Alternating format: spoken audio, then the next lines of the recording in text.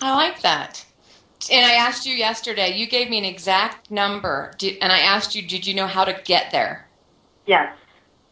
Do Yes, you? I do have an exact number of my first financial goal, yes. Now, I need to map the rest of it out because I didn't quite have all the answers that I needed to give you when you asked. So I still have some work to do on my... And the point is, it's funny how many people put out a goal, but they don't have anything to back it up with. And that's part of what we want to do in the mastermind group is to slow down, put in process, procedure, structure, strategies to get you that goal. If you know where you're going, you know how to get there, you know the steps that it takes, and you always get to ask yourself, am I ready? Is this right for me? Do I want to make sure that I get to that goal? It is so important, and I want to thank everyone that's listening today to that Susan Kildall show, Business Strategies, and make sure that if you want a business assessment, you can email me at susan@coachedbysusan.com, and we're going to talk about your big goals, your vision, your strategies, your process, your plans. Many, many people out there, as Cynthia just stated, and she is not alone, I've been guilty of this myself many times, and that's okay because you don't know what you don't know. If you're going to put a big goal out there, if you're going to have a big vision, you have to have something to back it up. You have to have processes. You have to have a plan. It doesn't have to be exact. It never has to be perfect. Perfect is just not even what we're talking about here. We're talking about some way for you to get where you want to go, to know how to get there, and to know when you get there. And we had a discussion. Susan, yes. I just want to share this analogy because this is really powerfully explains what you're talking about. It's with most planes, okay, if anyone's ever been on a plane and they've gotten to their destination, okay, they know they've gotten to their destination, but most of the time, 95% of the time, that plane is off course.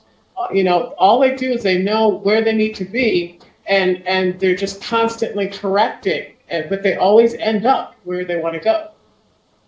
Oh, I really do like that. That is awesome. I hope everyone out there on Blog TV and Ustream and MyRx for a Living and Real Coaching Radio, everyone out there listening remembers that it is so important that you're paying attention and you're correcting as you go. And B, it's because we don't want to crash and burn, right? Well, we just don't want to end up like if I want to fly to San Francisco, I don't want to end up in Phoenix. Well, that too. Okay, so we don't want to crash and burn, yes, and then we don't want to end up in, not that Phoenix isn't wonderful, but if Phoenix isn't our destination, we don't want to end up where we're not destined to be. So as far as where we're destined to be, does everybody know where it is that they want to be?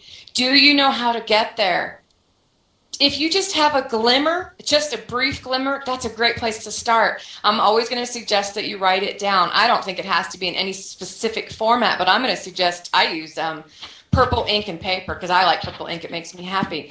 So the homework for everybody, I'm going to start giving homework. The homework for everybody is, I want you to look at your life vision. What lifestyle do you want to lead in 3 months, 6 months, a year, 5 years? You need to know what you have to do to get that. And since this is a business strategy show, most of us are business owners, we have to be able to tell how much income we need to bring in, how much processes we need to have in place, how many people we need to talk to. For everyone out there on Blog TV, thank you for listening. I want to make sure that you guys are writing this down. Where do you want to be? With your life, but with your business. Your business can help get you to the lifestyle that you want. I'm actually going to go out and find out how much the motorcycle is that my husband wants. I'm going to go talk to a realtor about the home that I want on 5 acres and find out what it costs to finance $1 million home. If I don't know how much it costs, then I don't know what I have to work for. Cynthia, when you think about what you want 5 years down the line, have you ever actually sat down and wrote it down? No, I'm a picture person. I do have some pictures that I've cut out and pasted on a like a cardboard or a corkboard. The vision board, yeah. Yes, but I have never written it down, the steps that are necessary to get there. And that's the piece that I'm missing. I have an idea about a vision board. I hope everyone agrees with me. If don't, let me know. Everybody does the vision boards I've been talking to, and they do the pictures and the cutouts. Turn the vision board over, Cynthia, and write down why you put those pictures on the cardboard.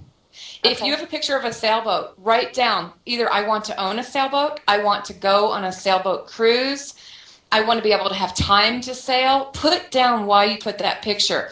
If you put a red sports car, is it the red sports car that you want to own?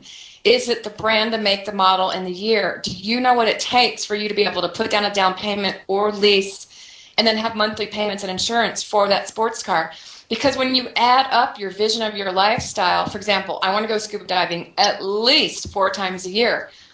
So that's $20,000, $30,000, $40,000 just for a vacation. Well, then how much money do I have to take off at least 4 weeks?